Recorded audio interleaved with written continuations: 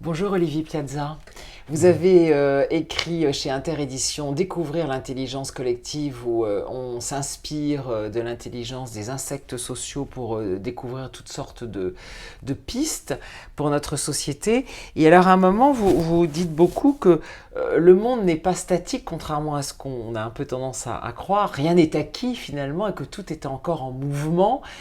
Est-ce qu'aujourd'hui, on est quand même assez inquiet avec ce qui se passe avec le réchauffement climatique? Ça peut donner de l'espoir. Hmm, Alors, Vaste question. oui. L'espoir, effectivement, il est dans le mouvement, il est dans la mobilisation.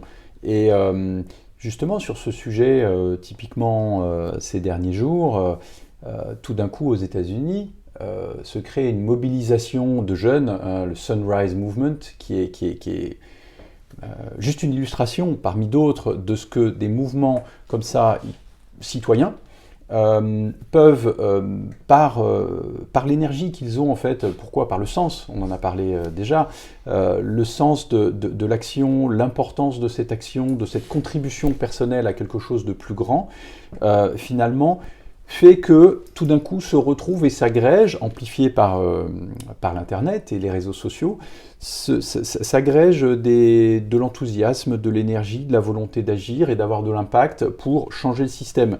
Et donc là, alors que typiquement, si je reste sur cet exemple américain, il y avait quand même peu d'élus qui s'emparaient de ce sujet, là tout d'un coup, ce mouvement de Green New Deal qui émerge et progressivement des élus qui soutiennent et qui ont l'envie de porter ce sujet haut et fort pour qu'il y ait de l'action.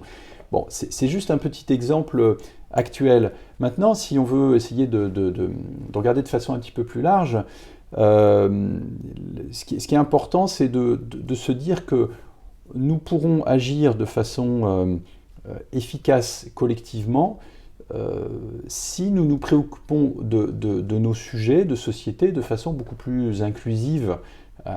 Et l'intelligence collective, elle fonctionne comme ça.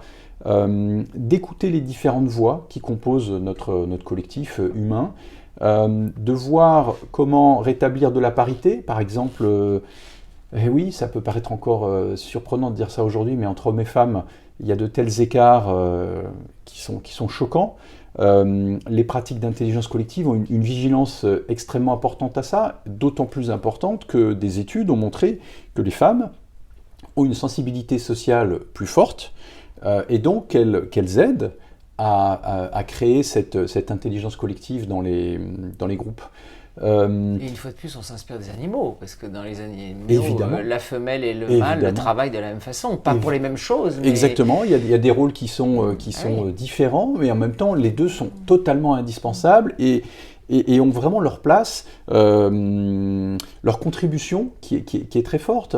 Donc, cette question aussi d'accroître la diversité, hein, ça c'est un autre facteur qui a été identifié comme étant constitutif de plus d'intelligence collective, non pas faire taire les voix dissonantes, mais au contraire, leur laisser de la place et essayer de capter ce message qui arrive, qui dit autre chose.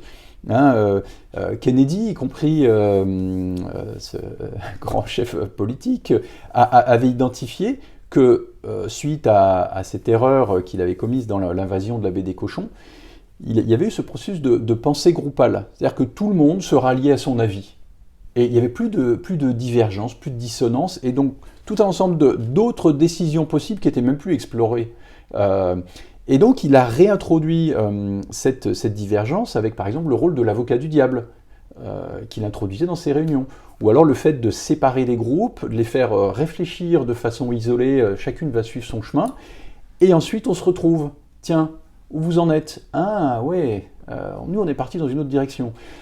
Donc tous ces principes donnent de l'espoir dans le sens où ça rejoint cette notion de sagesse collective.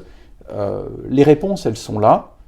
Encore faut-il mettre en place des pratiques qui soient respectueuses des personnes, qui apportent de la considération et qui laissent voilà, apparaître et entendre ces différentes voix pour ensuite construire ensemble.